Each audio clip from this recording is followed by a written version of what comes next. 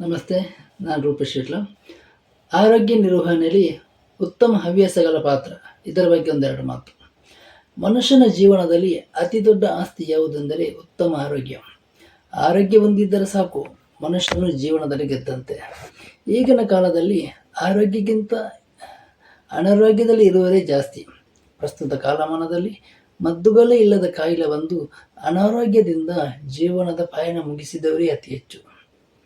ತಾನು ಸುಂದರವಾಗಿ ಕಾಣಬೇಕು ಎಂಬ ಹಂಬಲದಿಂದ ತೆಳ್ಳಗಿರುವವರು ತೋರ ಆಗಬೇಕು, ತೋರ ಇರುವರು ತೆಳ್ಳಗಾಗಬೇಕು ಎಂಬ ಆಸೆಯಿಂದ ಇಲ್ಲ ಸಲ್ಲದ ಪಾನೀಯ ಸೇವಿಸಿ ತನ್ನ ಆರೋಗ್ಯನ ಹಾಳು ಮಾಡುವವರಿದ್ದಾರೆ.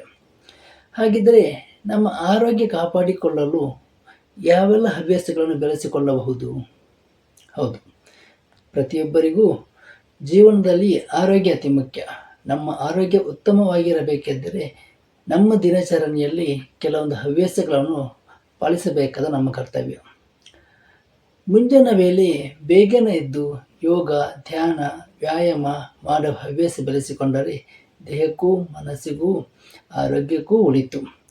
ಅದೇ ರೀತಿ ದಿನಂಪ್ರತಿ ಮುಸ್ಸಂಜೆ ವೇಳೆಯಲ್ಲಿ ಕೆಲ ತಾಸು ಭಜನೆ ಹಾಡುವುದರಿಂದ ಮನಸ್ಸಿಗೆ ಮುದ ನೀಡುವುದಲ್ಲದೆ ಮನದೊಳಗಿನ ಧನಾತ್ಮಕ ಚಿಂತನೆವಿರುವುದಲ್ಲದೆ ಉತ್ತಮ ಆರೋಗ್ಯಕ್ಕೂ ಒಳಿತು. ಇದೇ ರೀತಿ ಹವ್ಯಾಸಗಳನ್ನು ಪಟ್ಟಿ ಮಾಡುತ್ತಾ ಹೋದರೆ ನೃತ್ಯ, ಆಟೋಟಗಳ ಹವ್ಯಾಸಗಳನ್ನು ಬೆಳೆಸಿಕೊಂಡರೆ ಸದೃಢ ದೇಹಕ್ಕೆ ಪೂರಕವಾದ ಅಂಶವಾಗಿದೆ. ಉತ್ತಮ ಆರೋಗ್ಯಕ್ಕೆ ಇನ್ನೊಂದು ಮಹಾಮಾರ್ಗ ಏನೆಂದರೆ ದಿನದಲ್ಲಿ ಒಂದು ಹೊತ್ತಾದರೂ ಪುಸ್ತಕಗಳನ್ನು ಓದುವ ಹವ್ಯಾಸ ಮಾಡಿಕೊಂಡರೆ ಅದರಲ್ಲಿ ಮನಸ್ಸಿಗೆ ನೆಮ್ಮದಿ ಸಿಕ್ಕಾಗ ಉತ್ತಮ ಆರೋಗ್ಯದ ನಿರ್ವಹಣೆ ಮುಖ್ಯ ಪಾತ್ರ ವಹಿಸುತ್ತದೆ.